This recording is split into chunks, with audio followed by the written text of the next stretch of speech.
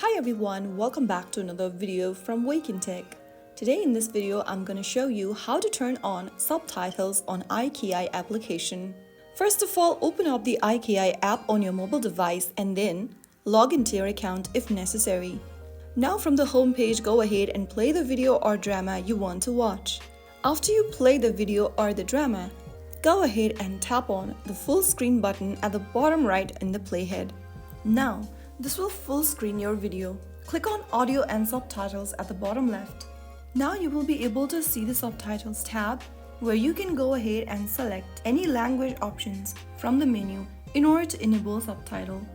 Right after you do that, you can play the video and you will then be able to enable subtitles on the selected content. That is how you can easily enable subtitle in iQIYI. If you found the video helpful, go ahead and give us a thumbs up. Don't forget to like, share and subscribe to our channel for more iQIYI tutorials. I'll see you in the next video. Stay tuned till then.